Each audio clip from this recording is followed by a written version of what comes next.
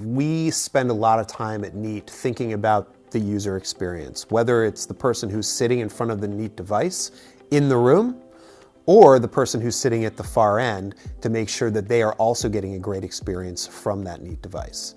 And in a conference room like this with 4 walls and a table and chairs, we've got that nailed. But we also do some really, really cool things in spaces which are more non-traditional conference spaces, open plan offices, things like that. So why don't we take a look at a space like that?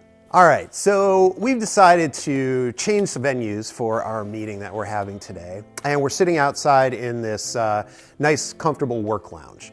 So you're probably aware that the way work has changed over the last few years. A lot of organizations are focused on making their team members a lot more comfortable when they're only in the office temporarily. Maybe at the office you don't have your own workspace anymore. You don't have a desk, you don't have a cube.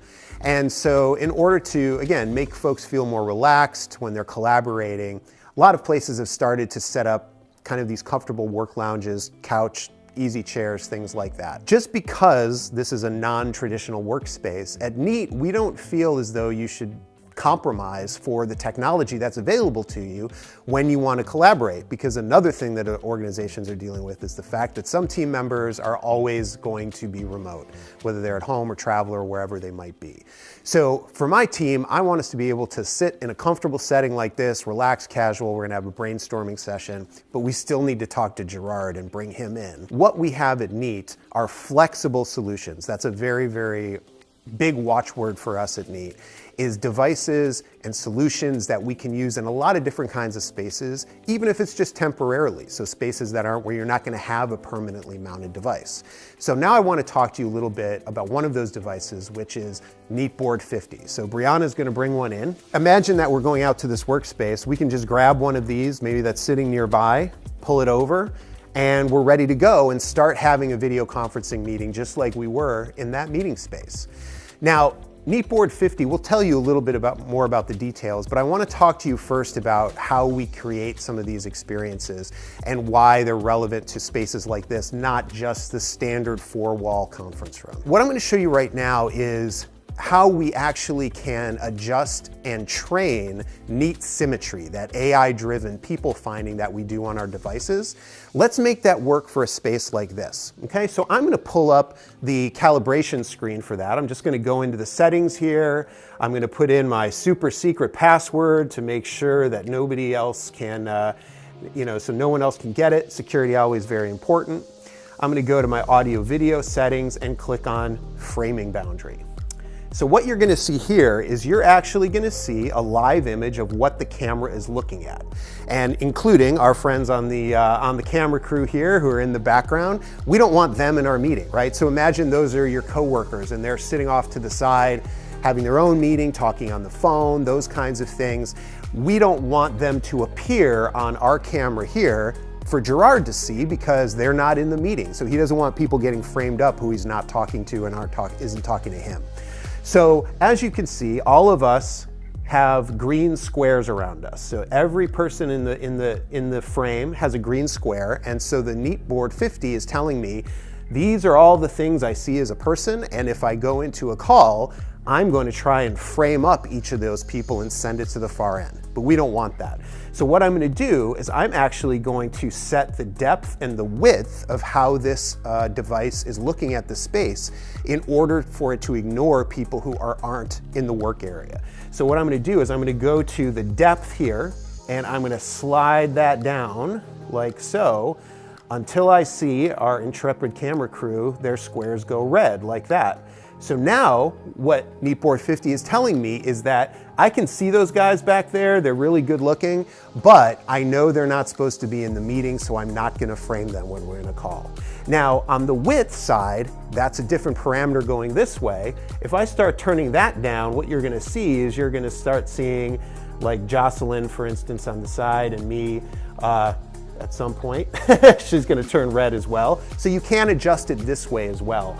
But for this space, I don't really need to do that. So I'm just going to put that back to there to make sure everyone's in. It's really these guys back here I want to be ignoring during the call. All right, so now we have our Neat Board 50 here. We've got it calibrated for the space, so it's only going to focus on the people who we want it to focus on. So let's get our meeting started and invite Gerard back in. So I'm going to hit new meeting just before, same exact interface as the Neat Pad in the conference room.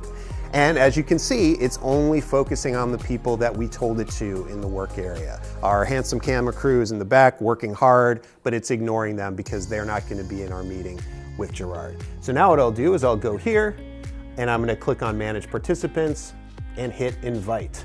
And again, just like before, same exact interface. I'm going in, searching for Gerard. There he is. And I'm going to invite him into the call. So now it'll ring to him just like it did before, and he's going to join us. No change in any of that behavior. So now I've got Gerard here. How you doing, man? Doing well. How are you, Justin? Good, good, good. So I know that earlier we were talking about that you wanted to do a little brainstorming. We moved out here, you know, a little more relaxed, a little more chill, have some brainstorming sessions. So why don't you pull up a whiteboard real quick and we can start talking about some of those ideas. So now Gerard is using his just regular laptop at home, right? And what he's going to do is he's going to start a whiteboarding session. This is in Zoom, same thing in Microsoft Teams, same basic functionality. He can start a whiteboarding session. And now I can use my active marker here. You can also use a passive marker. You can use your finger or whatever you want to use. These guys tend to be a little bit more accurate. And now we can start working together. So Gerard can draw, he can annotate, he can put various things on there. So he's got some Post-it notes up there. And now I can go and collaborate with him and say, yeah, you know, Gerard, I think this is a really good idea. Let's keep that one. That's a big check mark. You know, he's got his cloud here. We can save this, we can work with it, we can go back and forth. And the nice thing is that everyone else who's in the room, they can either open up the whiteboard session on their laptop and work on it right there in front of them, or they can come up as well and use the board. So Brianna, why don't you come up? Now, here's a really cool thing about this device. Brianna, if you might notice, I don't want to call too much attention to it, but she's a little bit shorter than me. So maybe it would be more comfortable for her if we brought the board down where it'll be a little bit easier for her to use it. Now, this is a big part of the flexibility of this device. Not just that you can roll it wherever you want it, but also it has this wonderful adaptive stand that with just one hand you can go and you can move it up and down regardless of where you might need it, lower, for people who are a little bit smaller, or even if you have team members with disabilities, it's a lot more accessible for them to be able to use it to bring it down to a level that's most comfortable, right? Or if we're just using it as a video unit, maybe we want to lower it to give us a better, more flattering camera angle on the group.